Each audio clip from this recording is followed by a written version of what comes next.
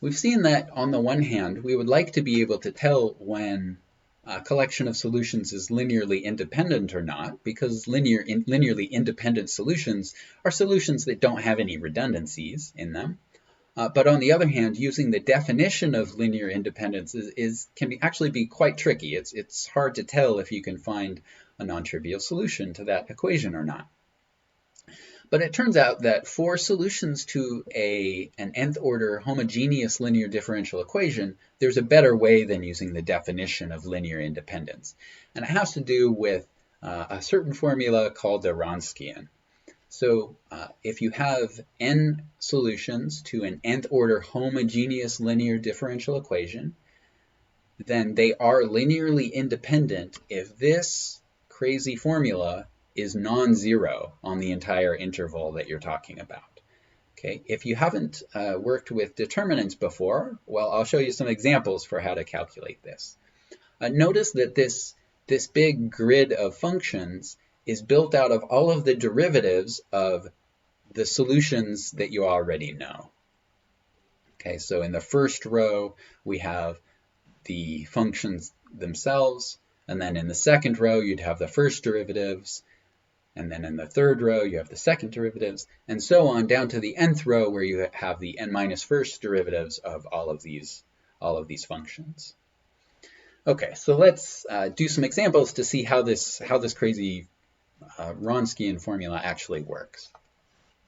So let's try this collection of functions, sine and cosine. So let's check if this collection is linearly independent. Now, we've looked at this example in a previous video, so we actually know that these are linearly independent. So we ought to find that the Wronskian is non-zero, right? Linearly independent should be non-zero Wronskian. So we expect the Wronskian to be non-zero. Let's go ahead and actually calculate this. So y1, that's going to be sine of x. y2 is cosine of x. Okay, y1 prime is cosine of x. And y2 prime is minus sine of x. Okay, so the Wronskian, when the context makes it clear what functions we're talking about for our Wronskian, I won't list all the functions in parentheses like this. I'll just write W for the Wronskian. So it is the determinant of, so the functions themselves, sine x and cosine x, and then their derivatives, cosine x and minus sine x. Okay, now for when you have a grid that's 2 by 2 like this, the way that you compute the determinant is you take this diagonal here, so sine x and minus sine x, you multiply those, so sine x times negative sine x, and then from that you subtract the other diagonal product. So cosine x times another cosine x. Okay. And then let's simplify this. So negative sine x times another sine x is minus sine squared x minus, and then for the second piece we have cosine x times cosine x, that's cosine squared x. And this whole thing is minus 1. And as we expected, this Wronskian came out to be non-zero, and so this collection of functions is linearly independent. Okay. Let's look at another example. Is this collection of functions linearly independent? So the functions this time are x squared, and 4x minus 5x squared. Now for this one, we can also sort of tell that these are linearly dependent because the third function is clearly a combination of the first two. But just to see how it works out, let's use the Wronskian. So we need to compute the determinant of, okay, so our functions are x squared, and 4x minus 5x squared. Okay, now in the second row, we put their derivatives. So that's 1, 2x, and 4 minus 10x. And then in the second row, we put their, in the third row, we put their second derivatives. So this is going to be 0, 2, and minus 10. All right, now we need to compute the determinant of all of this. And if you haven't seen 3 by 3 determinants before, here's how it works. It's actually built out of 2 by 2 determinants. So first of all, pick a row or a column. And if you have zeros in your grid here, it's best to choose a row or a column that gives you as many zeros as possible. Just because you're going to be multiplying things by that 0, and so multiplying things by 0 is easy. So if you can choose a row or a column so that you get a 0, do that. So I'll use the first column so that I can pick up this 0 down here. So what we're going to do is, going down the first column, take each item in that column in turn.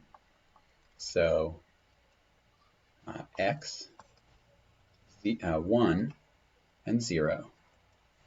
Now for each item, cover up that row and that column, and you get a 2 by 2 grid remaining.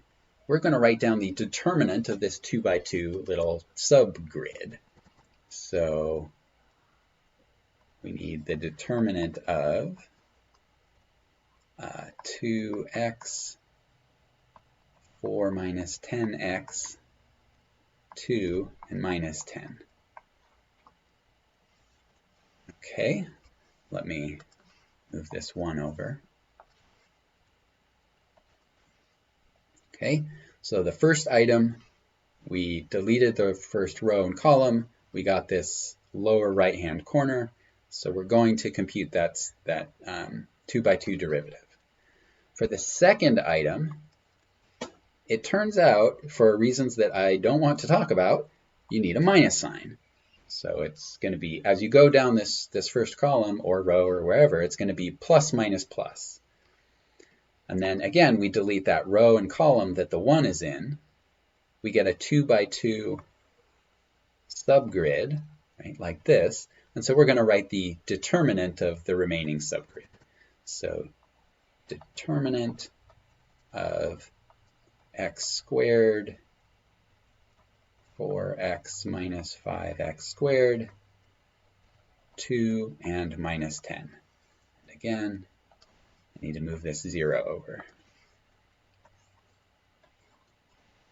Okay. Now the third item gets a plus,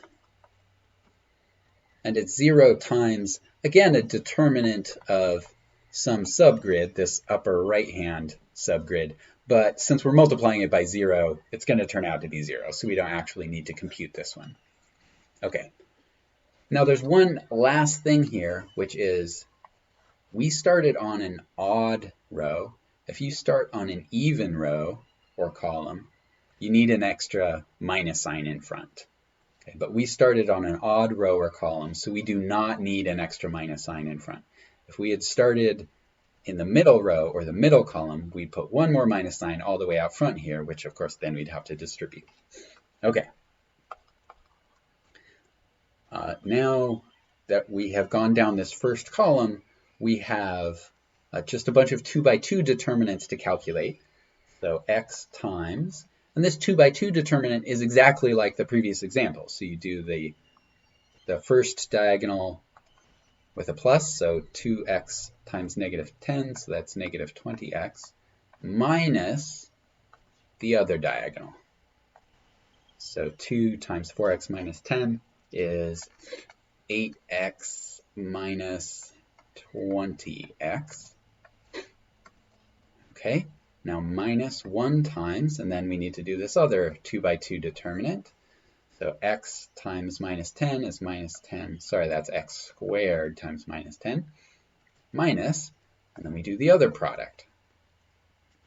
So 2 times 4x minus 5x squared is 8x minus 10x squared.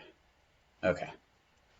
And now we need to simplify this whole thing. So it looks like in here these 20x's are gone. And so for this first piece we have minus 8x minus, and now let's simplify this second piece. In the second piece it looks like these x squareds are gone. And we get, let's see, minus 8x again. And so this whole thing simplifies down to 0. And remember, so that is what we expected for this example, because since this Wronskian came out to be 0, that means that the functions we started with, x squared, and 4x minus 5x squared, are linearly dependent. Right, so Wronskian being 0 means your functions are linearly dependent. And these three are clearly linearly dependent because the third one is a combination of the first two. All right, so it is possible to calculate determinants for larger grids, 4 by 4 or 5 by 5 or larger, but I'll let you find examples for larger determinants. So again, just to review, what the Wronskian does for us is it gives us an easy, straightforward computational way to tell if a collection of solutions to a homogeneous linear differential equation is linearly independent or not. So independent means your Wronskian is non-zero, and dependent, your Wronskian is equal to 0.